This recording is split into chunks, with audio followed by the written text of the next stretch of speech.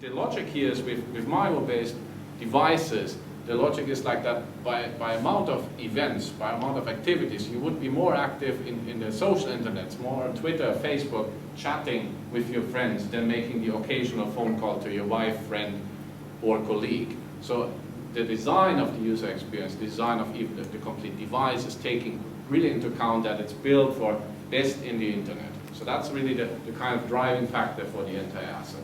The device very well, but we have gone away from the concepts of internet tablets and of course shrank the size, kept the screen resolution on the same time, but made it as well, of course, fitting in your pocket much better than the internet tablets.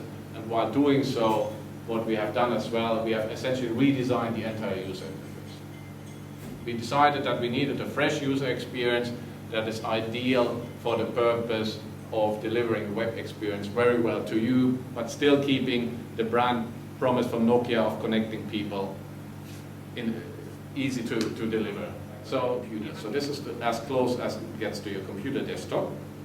But then of course you can have various widgets there, as the press reader, the RSS feed reader, weather stuff, whatever you want to have there. And here's, for example, then it goes back to just the basic connecting people promise of Nokia. It needs to be easy to get in touch with people. So we decided to put the people there, very shortcut. So here we have Maya here, and all the communication methods are available as one touch directly from the home screen. And that's again implementing the brand value of connecting people in a very dominant way by just putting these contacts directly onto your home screen.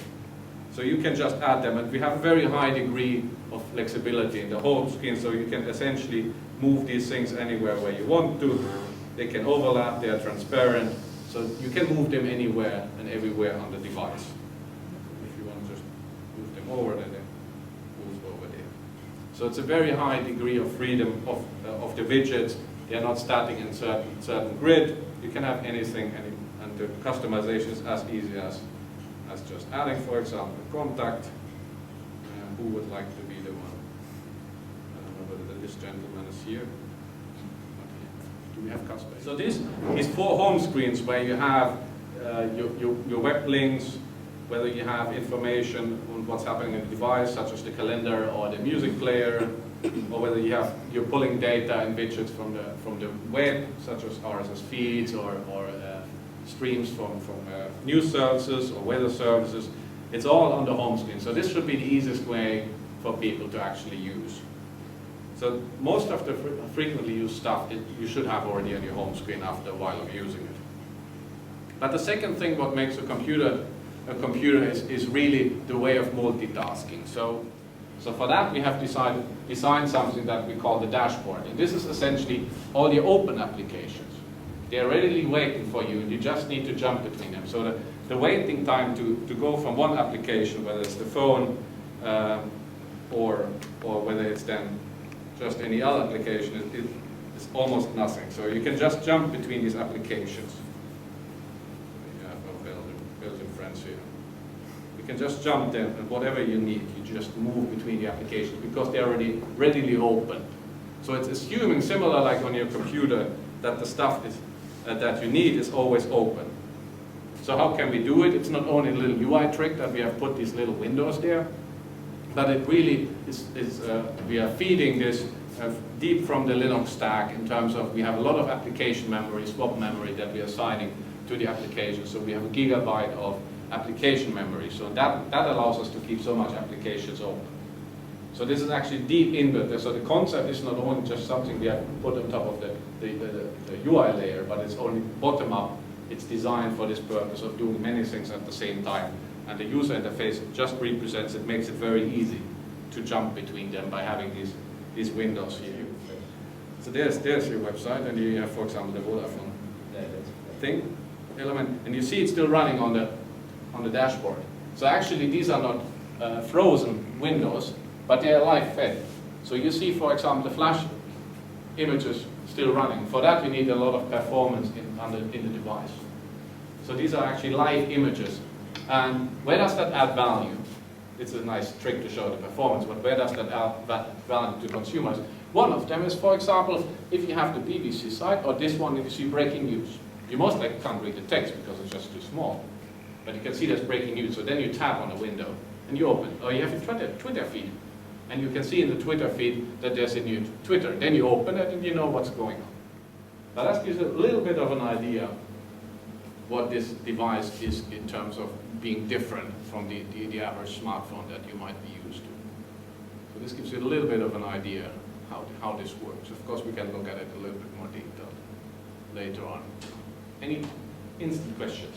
I was just curious if there is an application store already for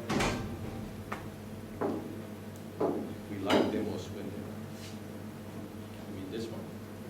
how's the office store?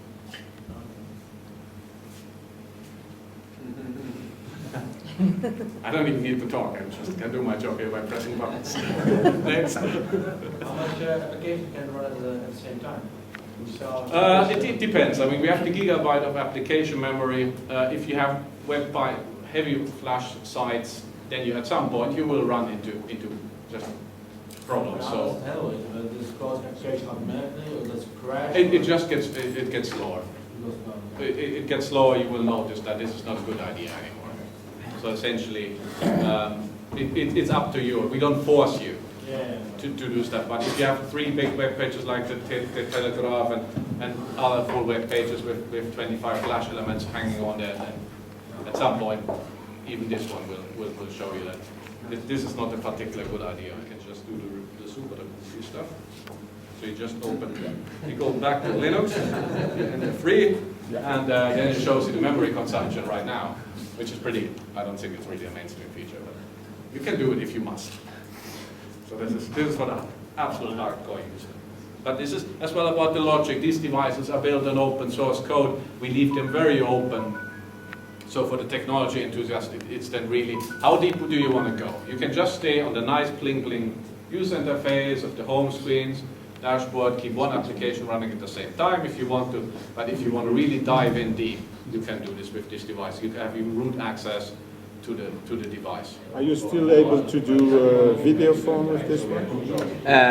As you did with the 810? No, we don't have, in the first version now that we come out to the sales, we don't have a video call possibility, but there is a hidden camera here and we are working on that, so let's see now when we can have it. But there is no video call possibility at the moment. The community can push applications in here on a web server, and that one is hidden. That one the consumer doesn't need to see out of the package.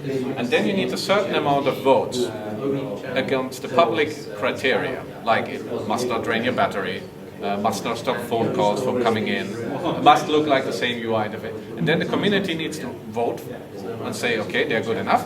And then they're moving up into this catalog. And that's where the community can have. And that's the second alternative for the OV store.